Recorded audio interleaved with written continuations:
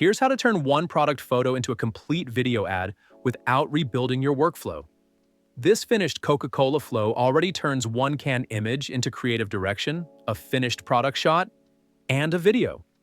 Then I'll replace the source with the Versace fragrance bottle, improve the image and motion prompts, and run the same connected path again. This is one of the ready-to-use flow templates included when you sign up for Videnly. Start by replacing its source. Open product image, search for the Versace fragrance bottle, and select this isolated bottle. It gives the workflow a clear product shape, readable branding, and enough glass detail for the generated lighting to reveal. Every connection stays in place. Next, strengthen the two reusable prompts. Ad direction describes the finished studio frame, one upright bottle, reflective stone, shallow water, droplets, backlight, and mist. Motion prompt gives the 5-second video a clear progression from darkness to the finished product shot. It calls for a light sweep, one water ripple, drifting droplets, and a controlled camera orbit. The models and output settings stay unchanged. Run from product image and review the complete path before confirming.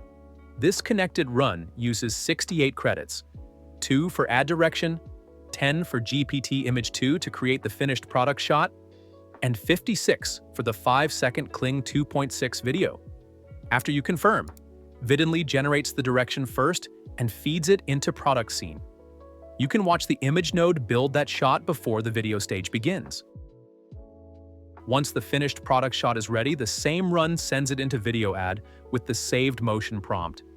Kling is now generating the light sweep, water ripple, mist, and camera orbit from that shot. You do not need to trigger a second generation or reconnect anything. The video node shows the active generation state until the result is ready. Here is the finished Versace ad. Watch the full 5-second result before reviewing the individual nodes. Notice how the lighting, water, mist, and camera movement build around the product from the opening frame to the final shot. After playback, check the full reveal. The bottle should keep its shape and label, the lighting should expose the product clearly, and the final frame should remain readable. If the finished product shot is wrong, revise ad direction. If the shot works but the movement does not, update motion prompt and rerun only video ad.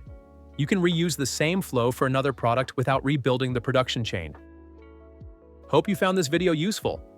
Let me know in the comments if you have any questions. See you next time.